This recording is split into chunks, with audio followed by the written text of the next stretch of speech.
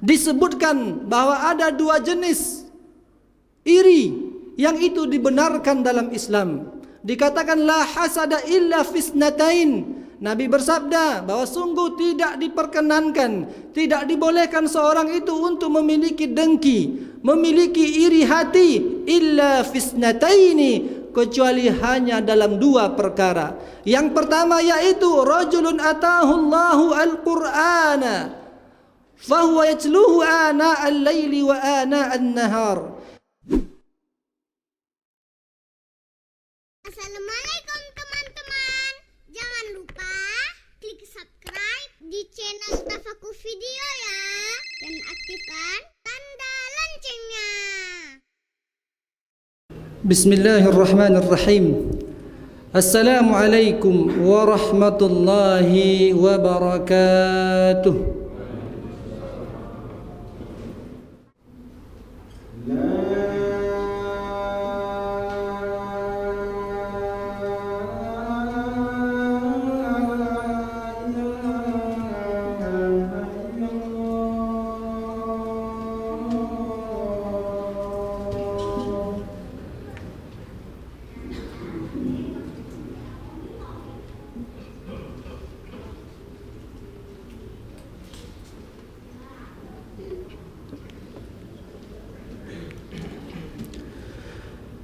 Innal hamdalillah nahmaduhu wa nasta'inuhu wa nastahdihi wa na'udzu billahi min shururi anfusina wa min sayyiati a'malina wa akhlaqina. Man yahdihillahu fala mudilla lahu wa man yudlilhu fala hadiya lahu wa man yudlilhu falan tajida lahu waliyyan murshida. أشهد أن لا إله إلا الله وحده لا شريك له وأشهد أن سيدنا وحبيبنا وشفيعنا وقرة أعيننا محمدا عبده ورسوله وصفيه من بين خلقه وخليله صلوات ربي وسلامه عليه وعلى آله الأطهار وأصحاب الأخيار إلى ما تعاقب الليل والنهار. وبعد، فيا أيها المسلمون الحاضرون، أوصيكم وإياي نفسي أولا بتقوى الله تعالى وطاعته في السر والعلن. فقال سبحانه وتعالى في القرآن الكريم: وهو أصدق القائلين بعد نعوذ بالله من الشيطان الرجيم. بسم الله الرحمن الرحيم. يا أيها الذين آمنوا اتقوا الله حق تقاته ولا تموتن إلا وأنتم مسلمون. صدق الله العظيم. Ma'asyiral muslimin, saudaraku sidang jamaah Jumat yang dirahmati Allah Subhanahu wa taala. Beberapa tahun yang lalu terjadi pembunuhan, yaitu seorang siswa SMA membunuh rekan dan teman sekelasnya, membunuh teman dan sahabat yang selalu bersama dengannya sehari-hari di kelasnya, belajar bersama dengannya, istirahat bersama dengannya. Tidak hanya cukup membunuh, tapi ternyata dia juga merampok dan mencuri harta sahabatnya ini. Ma'asyiral muslimin yang dirahmati Allah Subhanahu wa taala. Setelah diselidiki, ternyata seorang sahabat ini sanggup membunuh sahabatnya, yaitu karena sifat iri dan dengki yang ada pada dirinya. Maka ini pula yang nanti akan menjadi subjek bahasan kita pada khutbah yang mudah-mudahan dimuliakan Allah Subhanahu wa taala. Saudaraku sidang jamaah Jumat, ma'asyiral muslimin, a'azzani Allahu wa iyyakum jami'an. Maka kita menyadari bahwa hari ini selain kita diuji dengan pandemik COVID-19, ya, sebuah penyakit yang telah menimpa hampir seluruh dunia, yang telah mengorbankan jutaan manusia.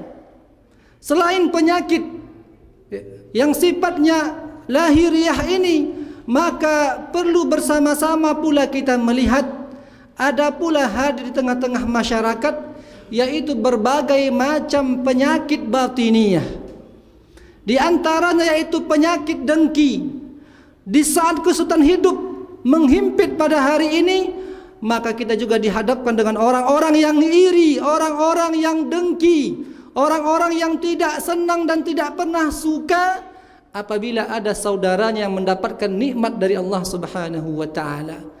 Bahkan karena perasaan iri, karena penyakit hati, dengki, tamak ini, maka hadir pula yang lebih membuat suasana menjadi keruh, orang-orang yang kemudian melakukan korupsi, orang-orang yang seharusnya menyalurkan bantuan kepada orang yang terdampak corona ini, kemudian dia manfaatkan uang itu untuk kebutuhan dirinya sendiri.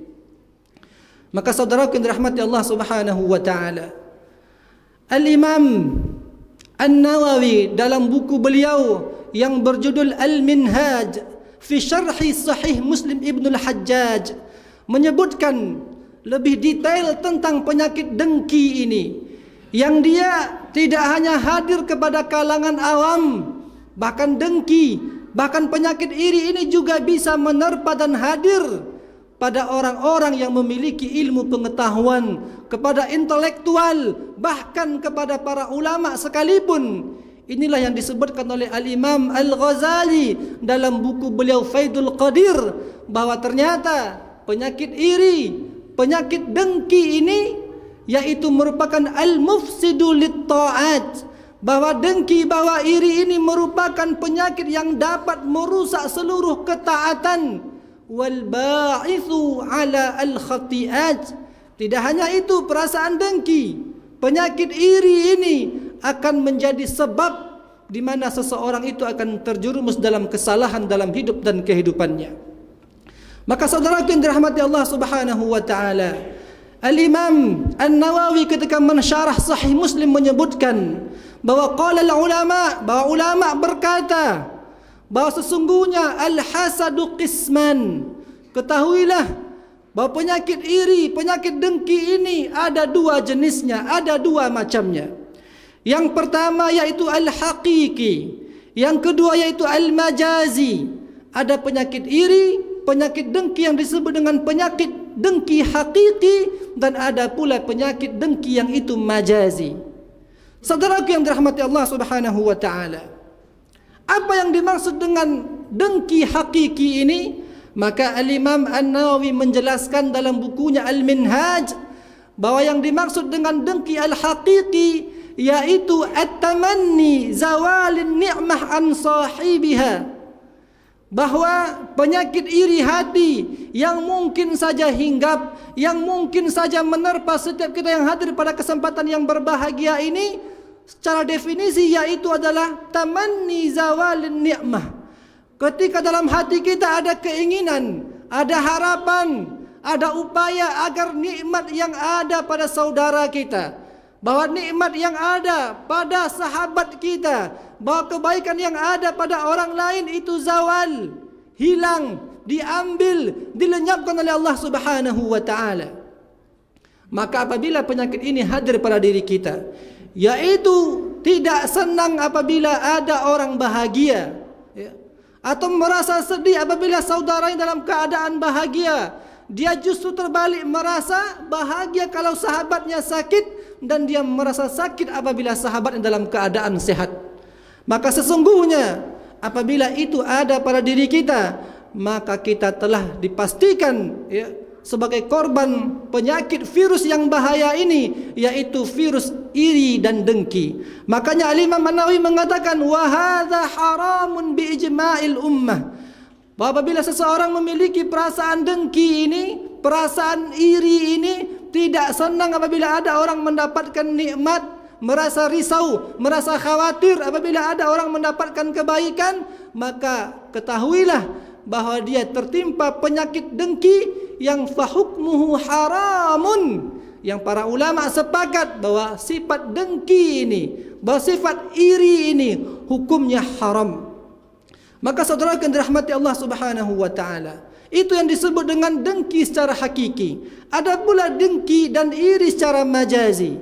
Maka apa definisinya? Maka Al-Imam An-Nawawi mengatakan dalam kitabnya Al-Minhaj bahwa yang dimaksud dengan dengki secara majazi yaitu sesuatu yang disebut dengan fahuwal ghibtah.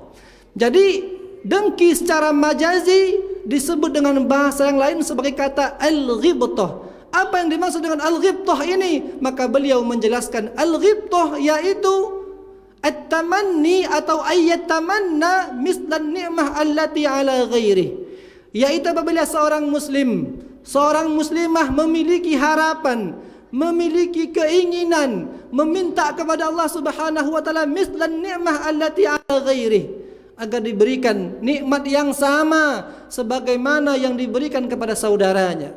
Sebagai contoh, apabila kita mendapatkan saudara kita sebagai seorang yang rajin dalam membaca Al-Quran, apabila ada tetangga kita orang yang dermawan, gemar membantu, suka sedekah, apabila ada tetangga kita yang di saat coronavirus ini mendapatkan pekerjaan, dinaikkan gajinya sebagai contoh, mendapatkan ini dan itu, maka kemudian kita juga ikut merasa bahagia, ikut merasa bergembira, dan tidak hanya sampai di situ, kita juga memiliki harapan dan doa, ya Allah, sebagaimana Engkau berikan kebaikan kepada saudaraku, maka berikan pula kebaikan itu kepadaku, ya Allah. Makanya dikatakan yaitu ayat tamanna mislan ni'mah allati ala ghairiha. Tapi ingat, yang dimaksud dengan ghibtah yaitu min duni, yaitu dengan catatan kita mengharapkan nikmat yang sama tapi tidak pernah hadir di sana perasaan buruk, keinginan yang buruk agar nikmat tersebut diambil dari saudara kita dan dipindahkan kepada kita semata-mata.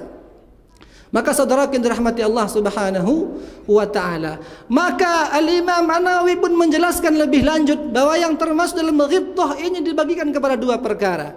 Ada yang dimaksud dengan ghibtah yaitu perasaan iri, perasaan dengki apabila ada saudara kita yang mendapatkan nikmat, mendapatkan kebaikan berupa dunia. Katakanlah sebagai contoh, tetangga kita Allah rizkikan kepadanya mobil, Allah berikan kepadanya rumah yang baru, Allah berikan kepadanya kendaraan, Allah berikan kepadanya perkara yang berhubungan dengan dunia. Maka seandainya kita juga ingin, ya Allah, aku juga ingin memiliki rumah sama sepertinya, ya Allah. Ya Allah, berikan kepada kami kendaraan yang sama sebagaimana Engkau berikan kepada saudara dan sahabat kami, ya Allah. Kalau seandainya perasaan itu hadir, diikutkan dengan perasaan, yaitu tanpa kemudian kita berdoa dan berharap bahwa apa yang dimiliki saudara kita, mobil yang dia miliki, rumah yang dia miliki, kemudian diambil oleh Allah Subhanahu wa taala. Maka saudara yang dirahmati Allah, apabila perasaan ini hadir dalam diri kita, perasaan ingin memiliki perkara yang sama sebagaimana yang dimiliki oleh saudara kita, dan itu berhubungan dengan dunia, maka para ulama mengatakan hukumnya adalah mubahah, hukumnya adalah boleh. Maka apabila ada orang yang ingin mendapatkan kebaikan dunia, maka itu dibenarkan dalam Islam dan hukumnya adalah mubah. Adapun yang berikutnya, apabila perasaan iri ini hadir dalam diri kita berkenaan dengan saudara kita yang dia rajin dalam membaca Al-Quran, yang tahajudnya tak pernah putus, yang dia adalah orang yang dermawan, melakukan ketaatan demi ketaatan, lantas kemudian kita meminta kepada Allah, ya Allah, sebagaimana Engkau menjadikan si fulan sahabatku, saudaraku, keluargaku orang yang taat, ya Allah. Dia memiliki harta, dia selalu berinfak, ya Allah. Dia membaca Al-Quran, ya Allah. Dia menggunakan hidup dan kehidupannya untuk taat kepadamu, ya Allah. Maka berikan pula kepadaku hal yang sama, ya Allah. Aku ingin sepertinya bisa membaca Al-Quran dengan baik dan benar. Aku ingin sepertinya, ya Allah, bisa berinfak, bersedekah. Aku ingin sepertinya, ya Allah, bisa pula berkurban pada tahun ini, ya Allah. Maka Al-Imam An-Nawawi mengatakan, seandainya perasaan iri ini ada dalam diri kita berkenaan dengan perkara-perkara yang berhubungan dengan akhirat, ketaatan dan ibadah, maka ketahuilah bahwa ini merupakan iri yang mustahabbah, yang disunnahkan, yang dianjurkan oleh Allah Subhanahu wa taala. Ma'asyiral muslimin yang dirahmati Allah Subhanahu wa taala. Yang berikutnya, dalam hadis riwayat Imam Al-Bukhari disebutkan bahwa ada dua jenis iri yang itu dibenarkan dalam Islam. Dikatakan la hasada illa fisnatain. Nabi bersabda bahwa sungguh tidak diperkenankan, tidak dibolehkan seorang itu untuk memiliki dengki, memiliki iri hati illa fisnataini, kecuali hanya dalam dua perkara. Yang pertama yaitu rajulun atahu Allahu al-Qur'ana fahuwa yatluhu ana al-laili wa ana an-nahar. Yang pertama, apabila seorang memiliki perasaan iri terhadap seseorang yang Allah berikan kepadanya ilmu tentang Al-Quran, yang Allah titipkan kepada ilmu tentang bagaimana cara mengamalkan isi kandungan Al-Quran, fahuwa yatluhu, yang mana orang itu kemudian senantiasa meleburkan dirinya dengan Al-Quran, membaca Al-Quran, mengajarkan Al-Quran, mengamalkan isi kandungan Al-Quran ana al-laili, setiap malam, wa ana an-nahar, di sepanjang siangnya. Dalam riwayat yang lain dikatakan pula, yaitu yang pertama ini, yaitu orang yang Allah berikan kepadanya ilmu pengetahuan. Maka saudaraku, apabila kita memiliki sahabat, memiliki teman yang Allah karuniakan kepadanya kemampuan membaca Al-Quran dengan baik dan benar, dan mengamalkan isi kandungan Al-Quran, maka dalam hal ini kita disunnahkan untuk memiliki rasa iri itu, agar Allah juga menjadikan kita pribadi yang memiliki kemampuan untuk dapat membaca Al-Quran dengan baik dan benar. Yang kedua, wa rajulun atahu Allahu malan, yaitu laki-laki ataupun seorang muslimah yang Allah titipkan kepadanya harta, fahuwa yunfiquhu, lalu kemudian harta yang Allah amanahkan kepadanya dinafkahkannya, disedekahkannya, diinfakkannya ana al-laili wa ana an-nahar, sepanjang malam dan sepanjang siang, maka itu kemudian adalah perkara yang dibenarkan dalam syariat untuk kita juga memiliki harapan yang sama, cita-cita yang sama. Ya Allah, jadikan aku orang yang memiliki harta ya Allah, yang dengan harta tersebut aku juga dapat membantu saudara-saudaraku yang terdampak dengan coronavirus, orang-orang yang di PHK dari pekerjaannya, orang-orang yang membutuhkan uang untuk berobat dan seterusnya. Ma'asyiral muslimin yang dirahmati Allah Subhanahu wa taala, maka itulah di antara dua perkara yang iri, yang dia dengki, tapi dibenarkan dalam syariat ini. Mudah-mudahan dengan khutbah yang singkat ini dapat pelajaran yang kita ambil dalam hidup dan kehidupan kita. Fa'tabiru ya ulil absar la'allakum tuflihun.